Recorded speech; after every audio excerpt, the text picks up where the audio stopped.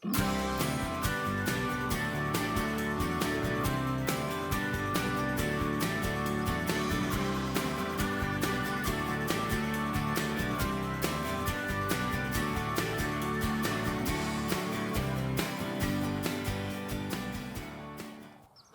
good morning and welcome back to another week on the allotment.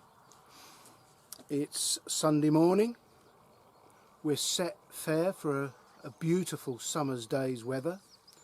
I might even get my shirt off and get some vitamin D. Don't worry, I won't be doing that on camera. I think you reach a certain age where, you know, a little modesty is appropriate. Anyway, welcome along. I think it's fair to say, after the frantic pace of the spring and coping with the difficulties of the weather we had and germination and moving things up here and so on and so forth, that I've managed to just calm things down a little bit. I'm not quite as eager to get up here. There's not quite so much to do. I am on top of all the weeding. There's a bit of hoeing to do today, but it's routine. I think the main thing today will be watering. You know, it's always the same. Every time this happens, we have a winter of rain for month after month after month, and the site is soggy and flooded and the ground is cold and wet. And then the rain stops, and it stops for weeks. Now, I'm slowly coming around to the fact that I water too much. I've said it many times before, and that, you know, when you dig the soil to put something in, the soil underneath the dry, cracked surface, there's moisture down there, and of course, the less you water most crops, the hardier they become and the more they search down for water, and in so doing become a stronger, more resilient plant. But of course, you know, we haven't had rain for weeks now, and there's almost none in the forecast for the next 2 weeks. So, you know, some things really do need a bit of a drink. And, you know, the squashes, the sweet peas, the peas, there are some things that really do need water. I'm going to concentrate on the strawberries this morning because, you know, they're set, the fruit is now set, albeit most of it is still quite green. But I think a little bit of a good douse of water deep down would help those fruits swell a bit. So that's something I'm concentrating on today. But before I go and get stuck into the work of the day, I just got a few thank yous to say. I don't say it enough, I don't think. Thank you to all of those who subscribe to my channel, and especially to those that always leave a comment. I appreciate any comment I get. On the whole, they're very positive and supportive, and I don't mind negative comments. You know, I mean, I rather infamously had one subscriber at the beginning of this COVID debacle that fundamentally disagreed with my attitude towards it all, and so put a comment and then said unsubscribed. Well, you know, that's his choice. Thank you. I think that might be him now. Thank you. You know, but I've said it before, I just wish we could live in a world where people could disagree respectfully and respect each other's opinions. But anyway, so thank you to all those who leave comments. And to that end, I've just got a couple of thank yous I'd like to say specifically, although I don't want to make it sound like I appreciate some people's comments more than others. You know, they're all equally appreciated. But first of all, I'd like to say a thank you to Betty and Linda, who have a plot a few miles away from here, and they must have seen one of my videos that said, you know, I've not got any butternuts this year. And I came up on the site, I think it was Friday, anyway, a couple of days ago, and there were 2 butternut squash plants sat in front of the door of my shed, and they'd taken one of my my plastic pots, put a bit of water in it, and put them in there so that they didn't dry out. Thank you very much, ladies, to Betty and Linda. That was a really thoughtful thing to do, and I appreciate it. And within 10 minutes of finding them, they were in the plot. So a very, very sincere thank you. And then a few comments. I'd like to thank Barry, who told me that he was in his 80s, and I mentioned about Oak Apple Day, where children, boys specifically, could get handfuls of stinging nettles and go around and stroke the legs of girls if they didn't have an oak apple on them. And he's in his 80s, and he remembers doing that as a schoolboy. And it's, you know, when you read something about the past and history, and you mention it here, and then somebody comes on and says, yes, I did that, I remember that, it does confirm that you're not talking a load of tosh. So I appreciate that. That was lovely, Barry, thank you. Angie gave me a little bit of a nudge and said, you know, about the issue with squashes not germinating was the cold. So she said, have another go. And I left my little study and I went down into the greenhouse and I sowed a load more, and I've got about 70% germination. That's down to you, Angie. So thank you very much. Phainites always leaves a comment, and he said that, you know, he's aware that it's been a problem this year, and again that just sort of confirms that it's not just me. Now, Mike left a comment on my last video. I did my 5 tips for new allotment holders, and he left me 5, and it was wonderful. Actually, I think his are better than mine, specifically for new allotment holders. So I've written his down with his permission, and I'm going to read them to you. So these are Mike's 5 top tips if you're taking over a new allotment. It's supposed to be a pleasure, not a chore. That is probably the most important tip you'll ever get. If you're on an allotment at any stage, whether it's the first few weeks of ownership, or, you know, 5 years into owning it, or 16 years as it is with Mike, and you're not enjoying it, then, you know, something's going wrong. I mean, obviously there are days you come up here and, you know, there's some sort of problem, and, you know, it's a bit laborious, but on the whole, you're meant to look forward to coming to this, and I certainly do. I mean, it's 5 to 5 in the morning.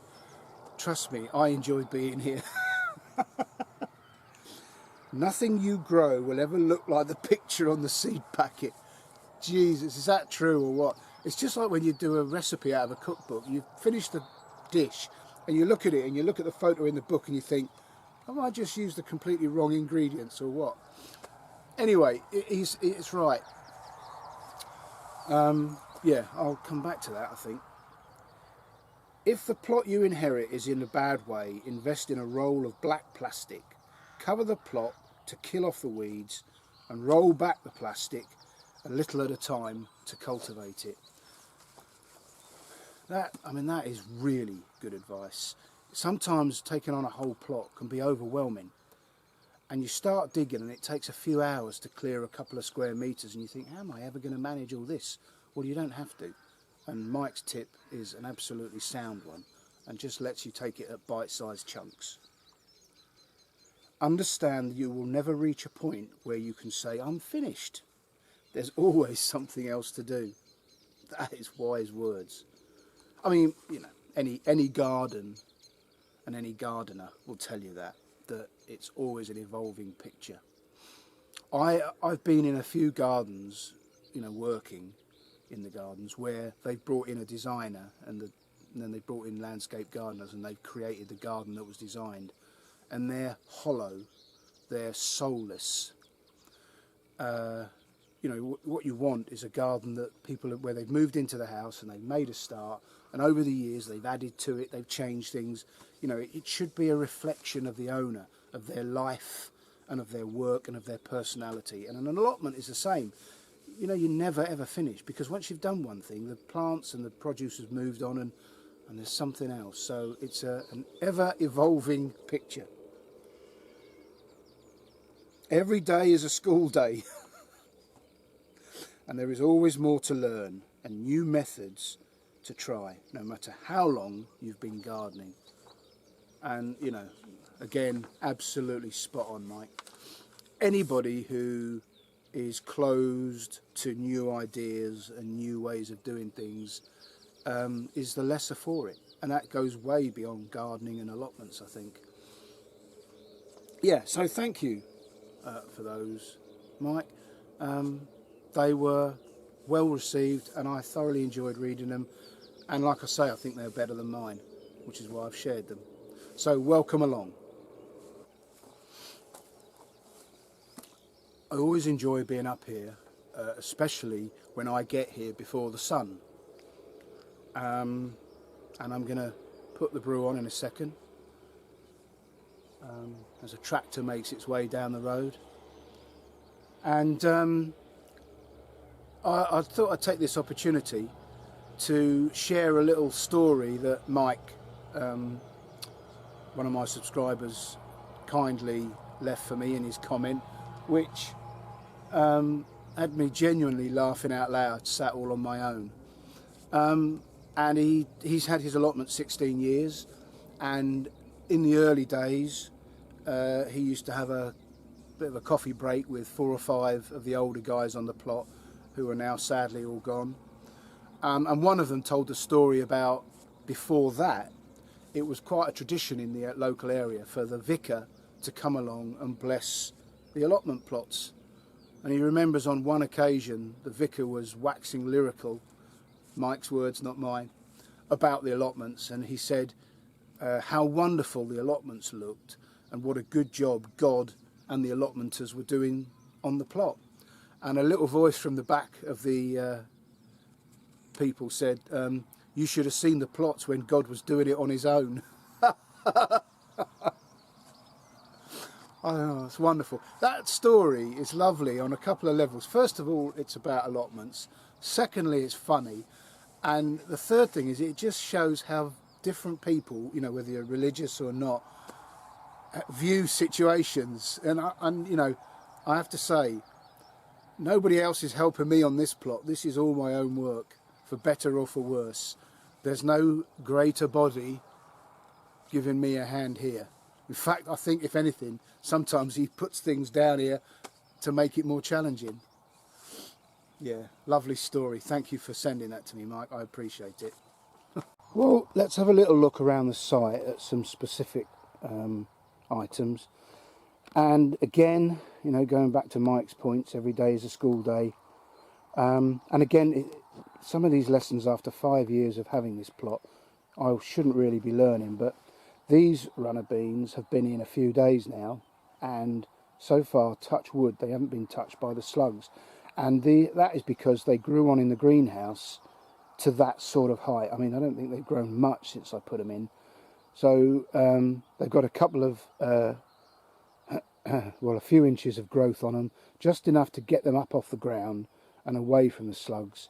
And whilst there may at some point be a little bit of damage around the base, they're much healthier for it. And I'm very pleased to say that these 2 courgette plants that I put in way too early, despite my foolish impatience, have survived and actually have really coloured up and are looking very healthy. Very pleased with that. I do have spares, but I'm not going to need them now, I think.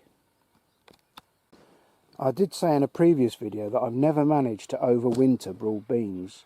Well, these, are they Aquadulce Claudia or something like that? These were overwintered and protected, and they survived. And they look fantastic. And we've had several pickings off these already. While they're still quite small, the beans, we just put them, scatter them raw on our salads. And that's how we like to eat them. I mean, I say we, that's my wife really, but I mean, I am picking some today. We're going to have some cooked with our Sunday dinner. But they look fantastic and they're cropping wonderfully. These are the crimson flowered that were put in this spring. And look at the difference in growth. So although I've only managed to grow these autumn planted broad beans once in 5 years, I'm not going to stop trying because they do produce a much quicker crop. And importantly, no black fly. I found one growing tip yesterday, I came up yesterday morning to do some watering. I found one growing tip with a tiny little bit of black fly on it, and I've nipped it off. But so far so good, touching wood. No black fly. But yeah, that's the difference between autumn sown and spring sown. Sweet peas are starting to flower. They're a little bit short. I'm sure they'll put on more growth. I shall water them again today. But when you get the first colour from the sweet peas, that's a lovely moment. And a lovely moment also, the alderman peas, you know, the flowers have developed into pods. Thrilled to bits with that. Won't be long now.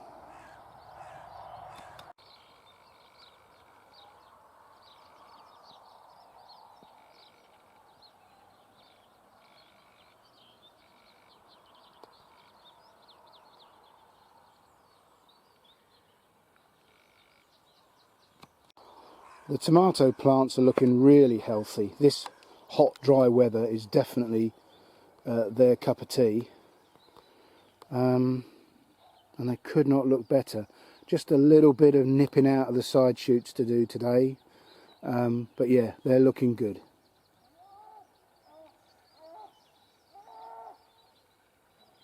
Don't know what's going on with that poor cow. That sounds distressed. And the pumpkin bed is all planted. Those three were put in a week before the others. And what a difference that week makes. The difference in the growth. But these won't be far behind, and of course they will inevitably catch up. And I've planted them round the edge this time so that I can water much more easily. Yeah, happy with that. And I'm sure through the netting you can see the Calabrese heads forming. That's another lovely moment. I think a little bit of water might be in order just to help that grow.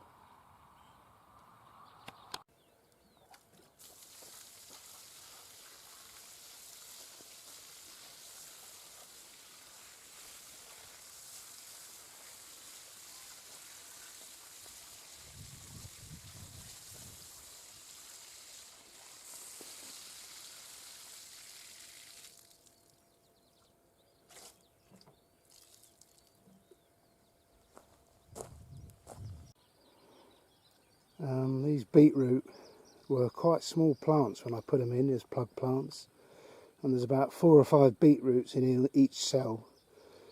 They got some fantastic top growth. They couldn't look healthier. They look quite attractive with the sun shining through the leaves. I just hope that now that transfers into growth in the root.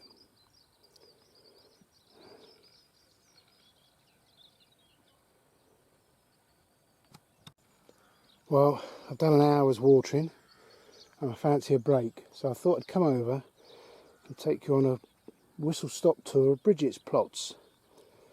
Clearly she's digging out and using her leaf mould, which looks fantastic. As always, there's plenty to interest the fellow allotmentier on her plots. So much growing. And it's going to be a hot day. It looks like she's had a good scattering of snow here. That's sheep's wool. I have no idea where she got it from, and I've never seen that used or heard of it. I'm assuming it's to keep the slugs off. I don't know, but fascinating. All that work. I can't imagine the sheep was too pleased either. Yeah, fantastic. Anyway, let's wander. I haven't grown sweet corn this year. We just decided it was too much work, too much ground, and most of the cobs tend to get eaten by something. So Cheryl put a veto on it this year, but I have to admit it is wonderful eating cob fresh off the plant. Just an absolute cacophony of colour.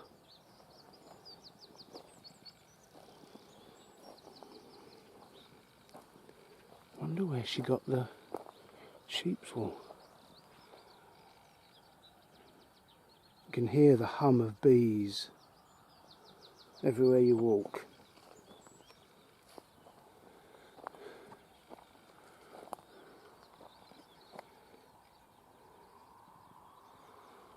Yeah, I haven't been on here for weeks, and as always, it's absolutely fascinating.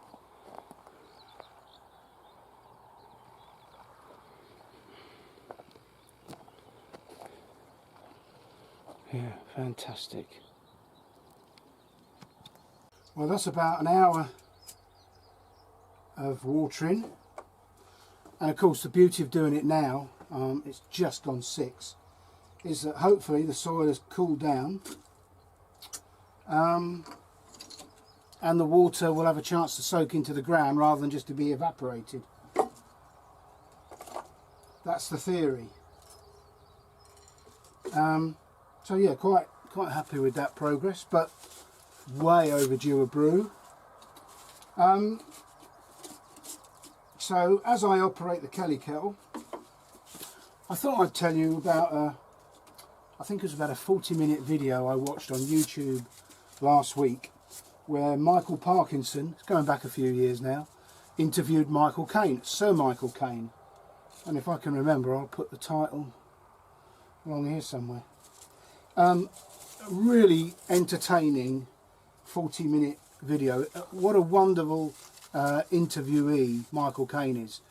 You know, obviously with his lifetime in Hollywood and film, he's got some fascinating stories, but he's a humble man. He comes from a very humble background, and you know, he's not at all one of these egotistical divas. Fascinating to listen to. And he said a couple of things which I thought were interesting, one of which was funny and one was just, you know, something to take away. The first was he was asked how he feels about getting old, and without thinking he replied, well, when you consider the alternative, I'm quite happy about it, which I aspire to. I think, you know, I think that's a wonderful comment, and so true. You know, it's just, you know, it's a sad fact of life that as you get older, people start dropping off left and right, you know, and you know, that's just life, isn't it? It can't be helped. Some people are lucky and live, you know, long lives. Others, tragically, you know, don't. But yeah, considering the alternative, I'm quite happy about it. Anyway, that was the first thing. And the second thing was, he said about, he was asked about why he didn't do more work in the theatre. And he said he really didn't enjoy the theatre, he preferred film.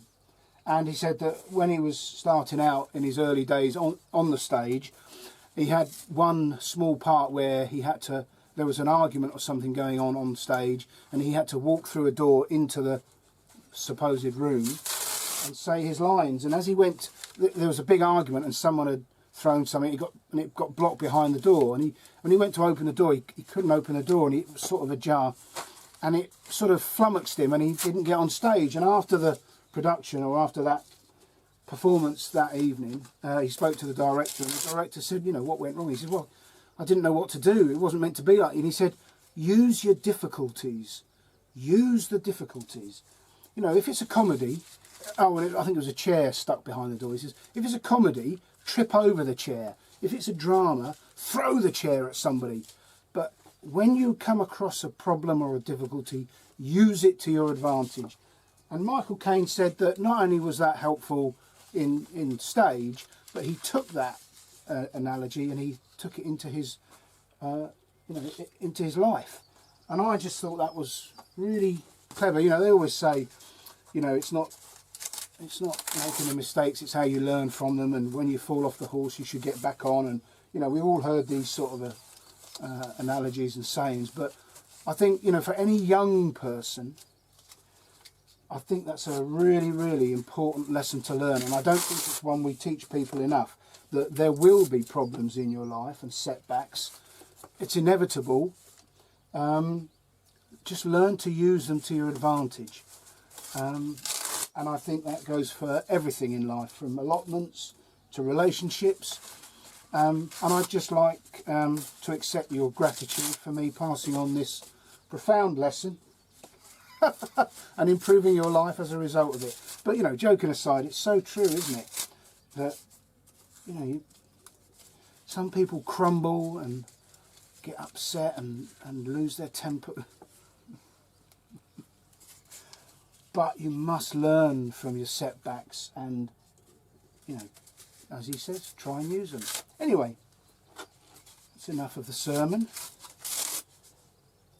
I'm going to have this brew, and then I'm afraid there's just more watering to be done. I mean, it's 7 minutes past 6, and it's really quite warm already. It's going to be a hot one. Brew time.